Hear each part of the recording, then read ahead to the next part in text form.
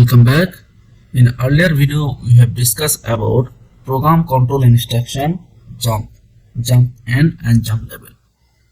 Here we have control a motor speed by using the height of a material in a bunker. If the material height less than 800 mm, then speed of the motor will be 100. If the height of the material in between range 1 and 2, then speed will be 80. You can watch that video from I button. Also I will give the link of that video in description box. Today we will discuss about instruction return. This return instruction is same as the jump instruction, but there is some difference that jump when the instruction this RLO is true, jump will goes to this level SP and program will continue to scan from there. If there are other 100 of network, that will scan. But if you use here, you can see, okay, now the value is less than 800. Actual range 1 is 800, but value from the level sensor is 0. No material. So it's taking the speed set point 100 SP0 to SP temp. This is not the final set point to drive. It will goes to the jump level SP, and that SP is in network 7 here, and pass that SP set point temp to SP final. And this in between that network 2 and here, from 2 and that 6 till 6, it is not scanning because the program jumping from the network 1 to network 7. But if you use here as a 900, then it will scan for range 1 scanning. It jumping the set point, this RLO is true, so it jumping to SP again, SP level in network 7 here. Means it is scanning from jump level. If here more another network here, it will scan because it just exclude that network from network 6 to 2. It exclude. But if you use the return instruction, it will not execute further.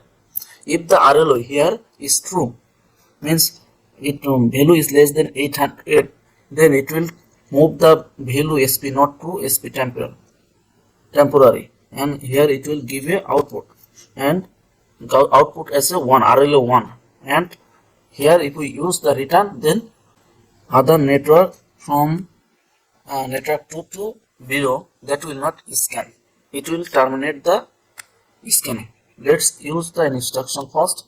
Okay, here it is not used because in one network you cannot use more than one control instruction. Here I will delete it.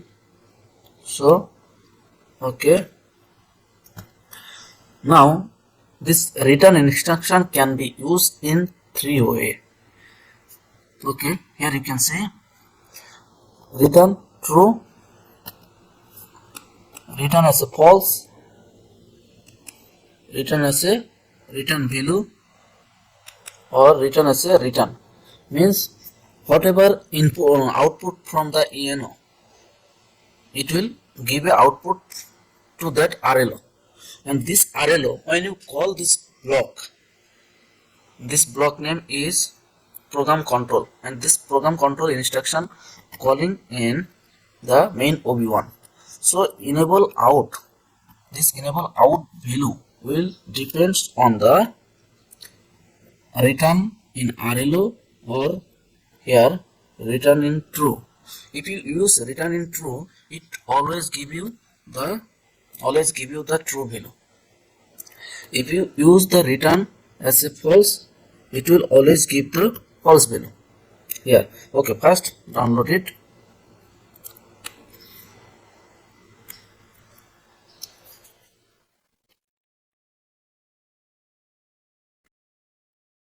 Okay, now see, this return instruction is not executing because the input of the return is not true.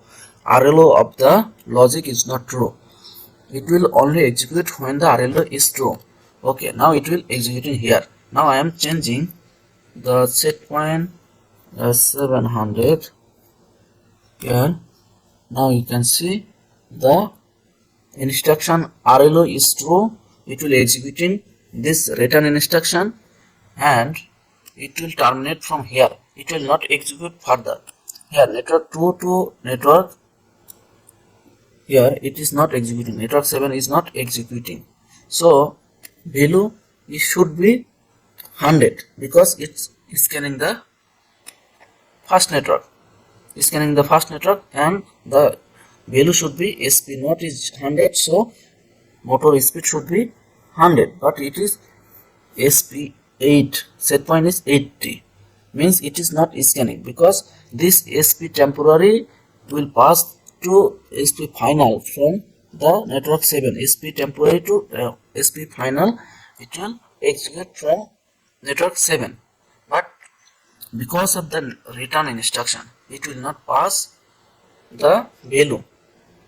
It will not pass the instruction to next network. It will terminate here, and here you can see the here output is false because we are using the value, return value ENO. This return value is used in the program enable out here. So first, if you want to give a set point to drive, so you have to use the set point final here, means directly SP set point to final here. Okay, download it again. Okay, means you can control your program in one network only. If the value, actual value is in range 1, you don't need to use another network, that SP jump level. It will terminate here. Okay, now I will use in jump network 2 here. I will use here. Okay, here I will use as a true. Okay, now download.